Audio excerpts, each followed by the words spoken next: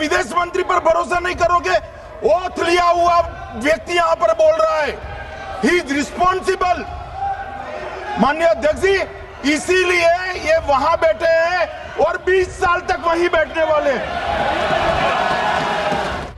लोकसभा में ऑपरेशन सिंदूर पर बहस के दौरान विपक्ष के शोर शराबे और आरोपों पर केंद्रीय गृह मंत्री अमित शाह ने नाराजगी जताई। उन्होंने कहा कि बड़े दुर्भाग्य की बात है कि देश के विदेश मंत्री एस जयशंकर बोल रहे हैं और विपक्ष उनकी बातों पर असहमति जता रहे हैं और सवाल भी खड़े कर रहे हैं। 17 जून तक माननीय अध्यक्ष जी, मेरी एक बात की आपत्ति है, भारत देश का शपथ लिया हुआ विदेश मंत्री यहाँ स्टेटमेंट कर रहा है, उस पर भरोसा नहीं है, उनको किसी और देश पर भरोसा है। मैं समझ सकता हूं उनकी पार्टी में विदेश का महत्व क्या है, मगर इसका मतलब ये तो नहीं है पार्टी की सारी चीजें यहाँ सदन में आकर थोपे। भारत के विदेश मंत्री पर भरोसा नहीं करोगे? ओथ लिया हुआ व्यक्ति यहां पर बोल रहा है, ही इज रिस्पॉन्सिबल। माननीय अध्यक्ष जी, इसीलिए ये वहां बैठे हैं और 20 साल तक वहीं बैठने वाले हैं। संरक्षण देना चाहिए।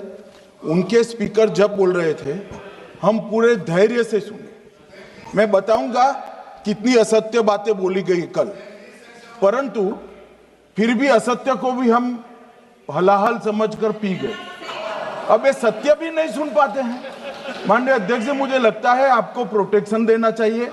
बैठे बैठे टोका टोकी करना सबको आता है, ऐसा नहीं हमें नहीं आता, मगर इतने गंभीर विषय पर चर्चा जब हो रही है तो सरकार के प्रमुख विभाग के मंत्री को बोलते हुए बैठे बैठे टोकना ये विपक्ष को शोभा देता है क्या? मान्यवर, आपने बिल्कुल उनको आग्रह से कहना चाहिए, वरना हम भी हमारे मेंबर को बाद में समझा नहीं पाएंगे। संरक्षण देना चाहिए। उनके स्पीकर जब बोल रहे थे, हम पूरे धैर्य से सुने। मैं बताऊंगा कितनी असत्य बातें बोली गई कल, परंतु फिर भी असत्य को भी हम हलाहल समझकर पी गए। अब ये सत्य भी नहीं सुन पाते हैं। माननीय अध्यक्ष, मुझे लगता है आपको प्रोटेक्शन देना चाहिए।